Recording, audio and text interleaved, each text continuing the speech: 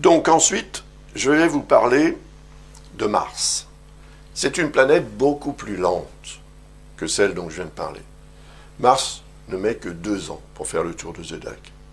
Mais de temps en temps, il séjourne beaucoup plus longtemps dans un signe que dans les autres. Et c'est le cas en ce moment, depuis 3 jours, Mars est en Gémeaux. Il y est depuis le 20 août. C'est un séjour qui va durer jusqu'au 25 mars 2023. Donc, il est exceptionnellement long, puisqu'il va durer 7 mois et 4 jours, pour être précis, alors que d'habitude, les transits de Mars ne durent que 6 semaines. C'est d'ailleurs le temps que va mettre ensuite cette planète pour traverser les autres signes.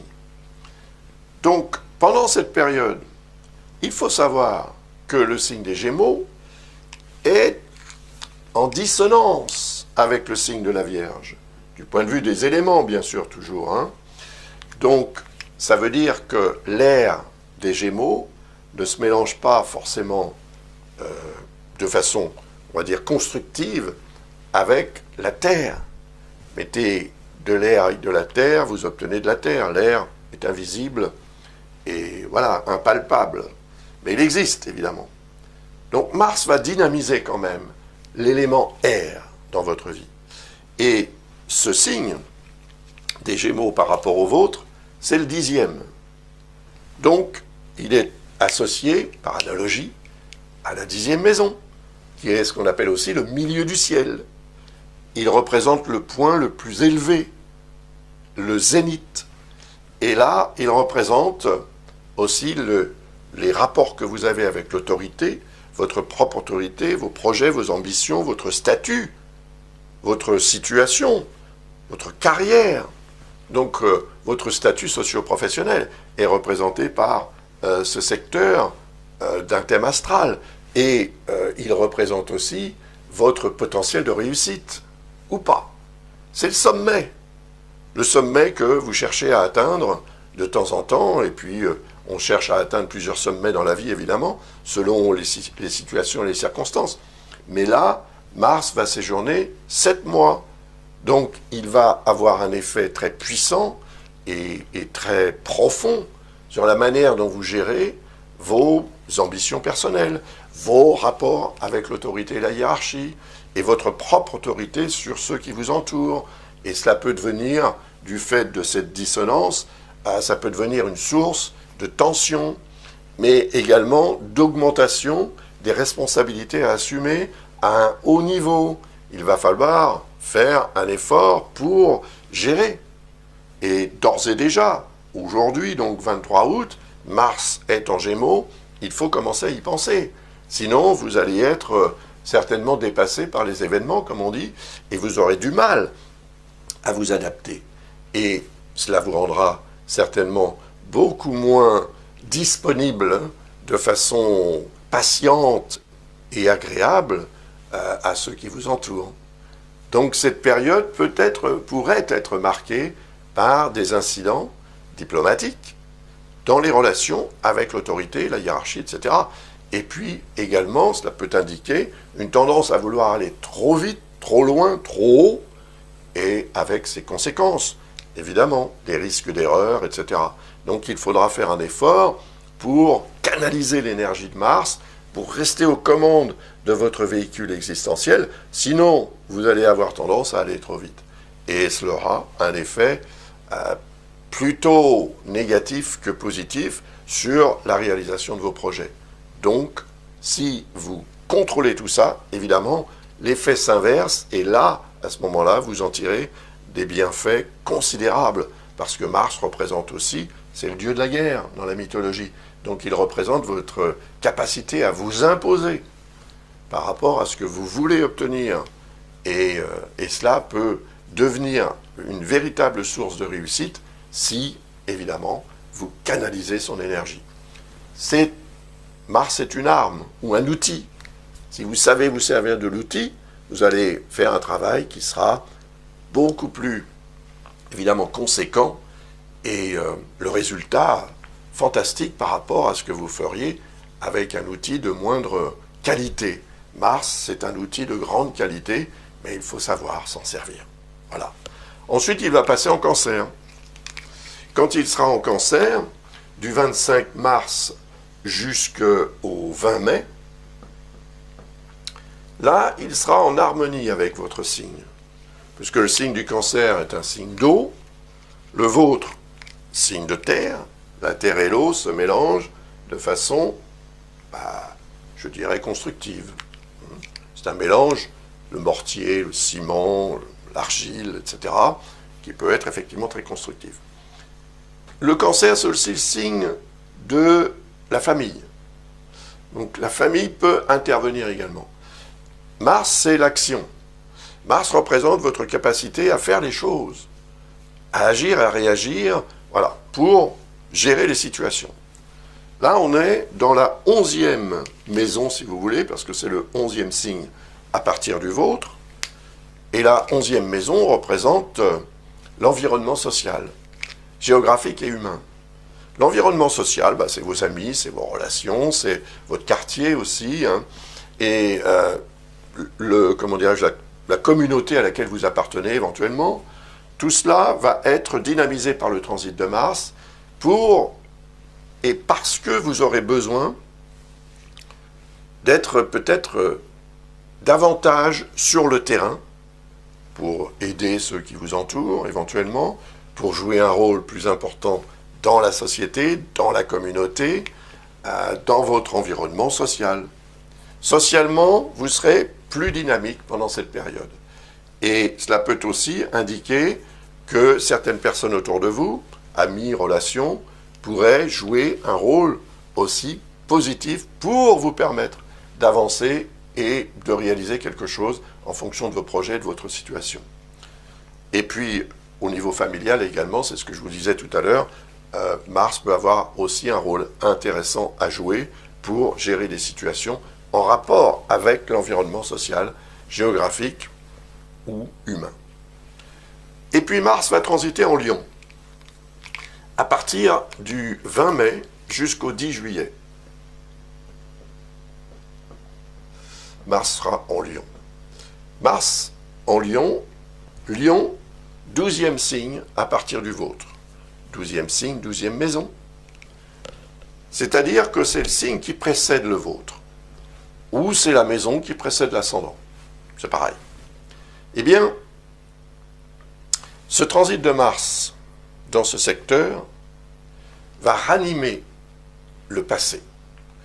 C'est comme si le passé revenait d'actualité, d'une façon ou d'une autre, importante, forte quand même, parce que là, on est dans un signe de feu.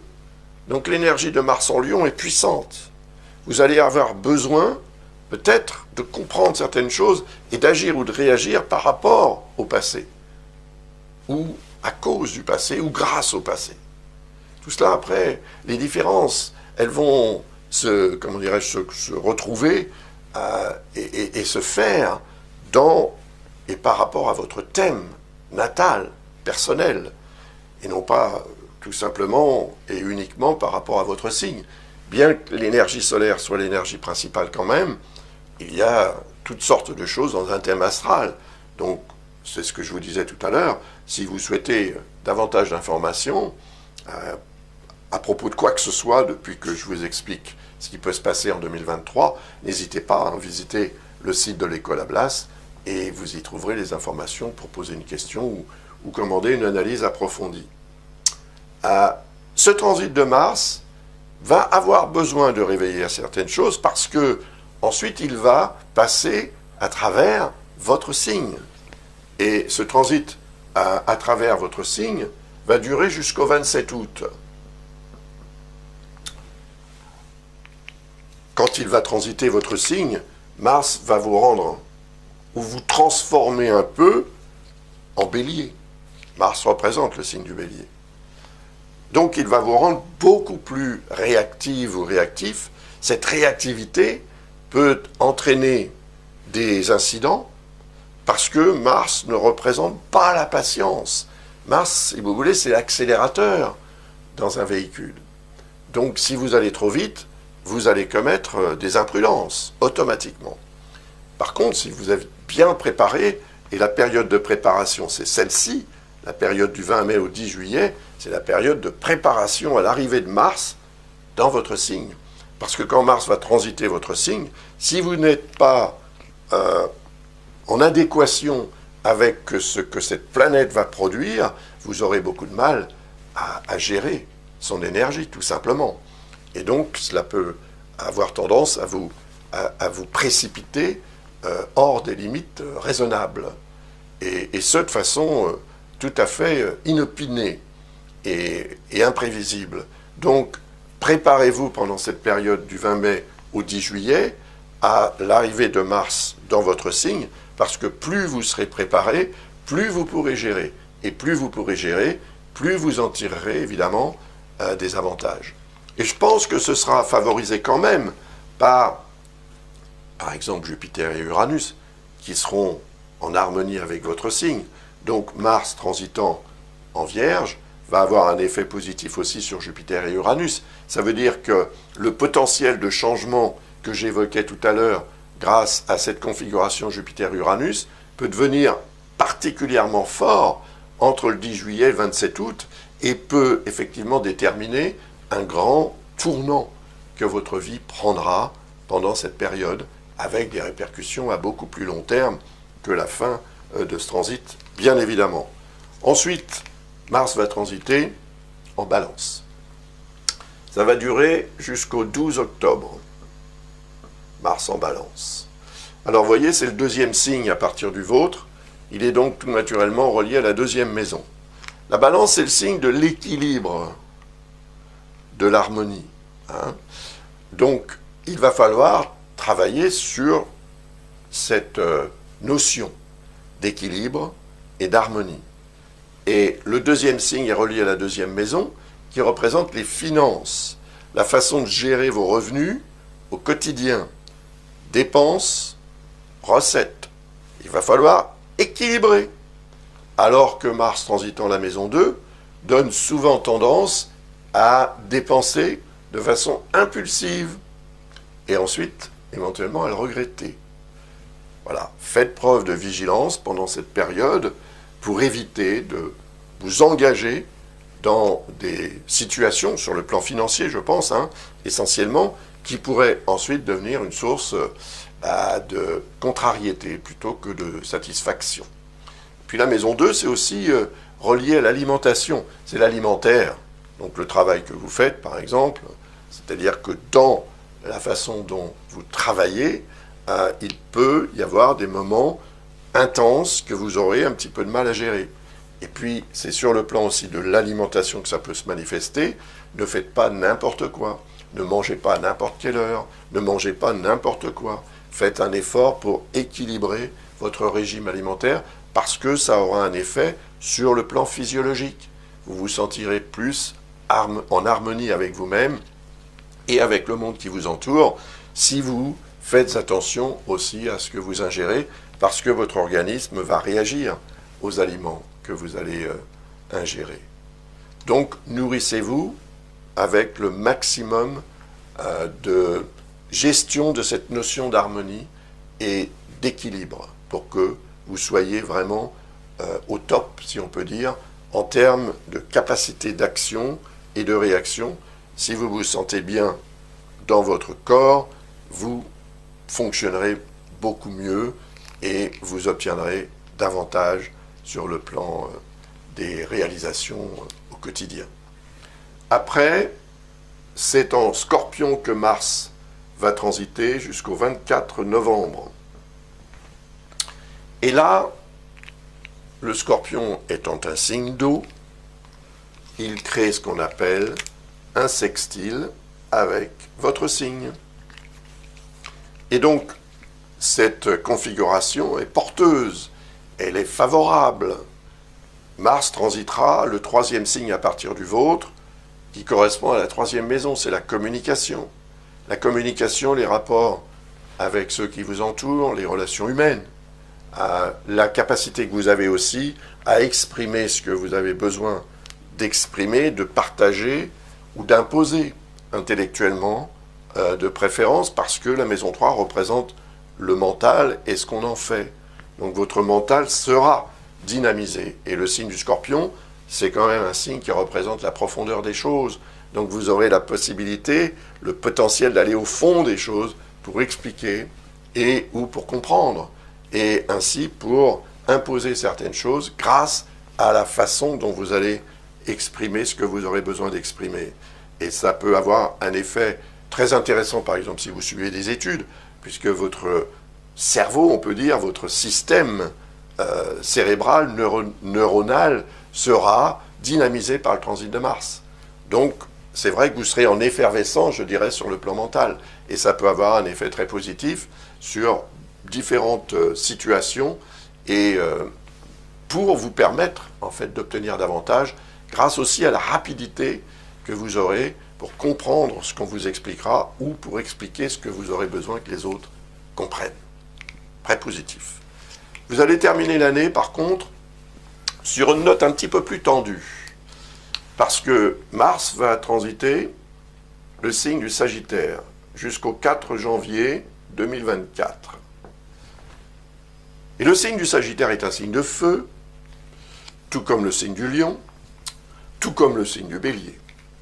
Mais, par contre, il forme ce qu'on appelle, avec le vôtre, une quadrature, un angle de 90 degrés. Et là, on est dans quelque chose d'un petit peu compliqué à gérer. Mars, c'est le dynamisme, d'accord ? La capacité d'agir, de réagir, de s'imposer, de combattre, etc. Et ici, on est dans le 4e signe à partir du vôtre. 4e signe, 4e maison. Et la 4e maison, c'est la famille, le foyer, votre lieu de résidence. Votre lieu de résidence en tant que tel, l'appartement, la maison que vous habitez, mais également la rue, le quartier, l'immeuble même, la ville, voire la région ou le pays. Donc, c'est la période de Noël quand même, c'est la période de fin d'année.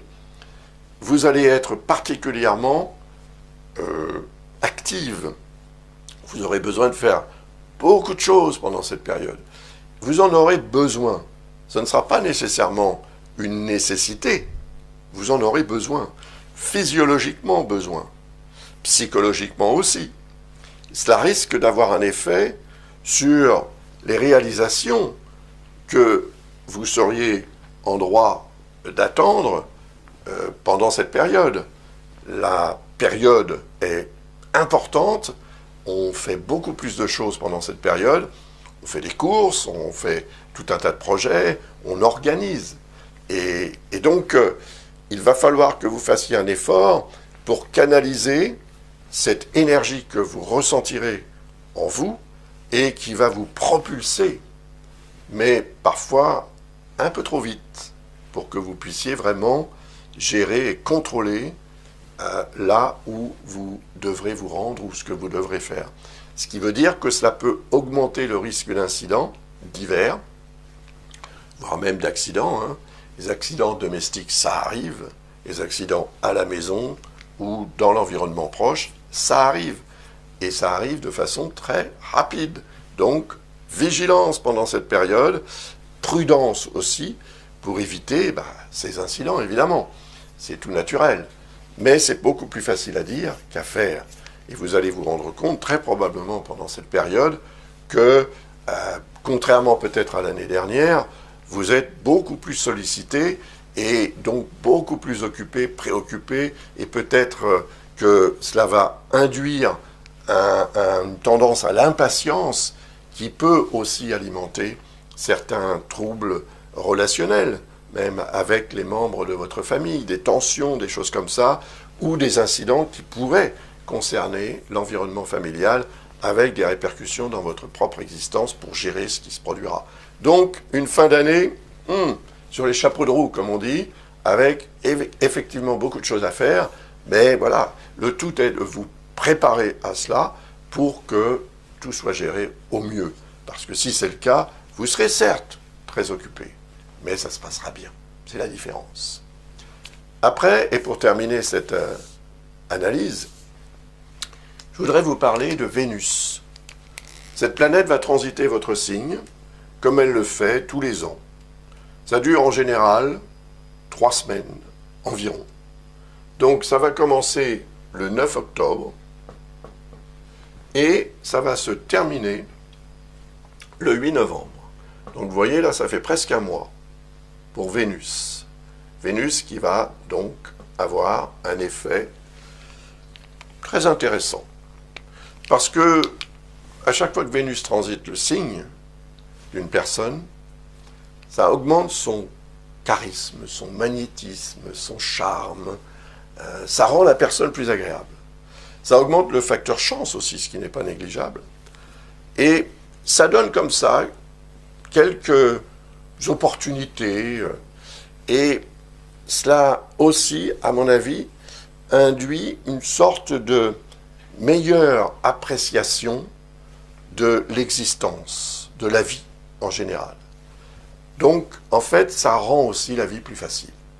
On se sent mieux pendant un transit de Vénus dans son signe. Et c'est ce que vous allez probablement ressentir, et je l'espère, du 9 octobre au 8 novembre. Du 9 octobre au 8 novembre, en fait, pendant le transit de Mars en Scorpion. Donc, il y aura la dynamisation positive de Mars pendant cette période, et en plus, celle de Vénus, qui représente l'amour, qui représente la créativité, et qui représente le bien-être, de façon très variée, selon évidemment votre situation, vos besoins, etc., etc.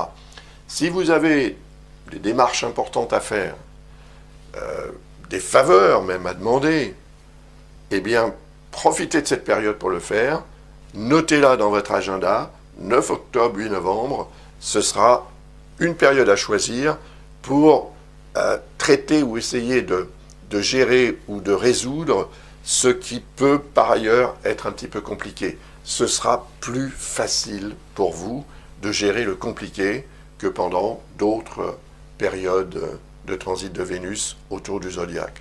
Donc profitez-en.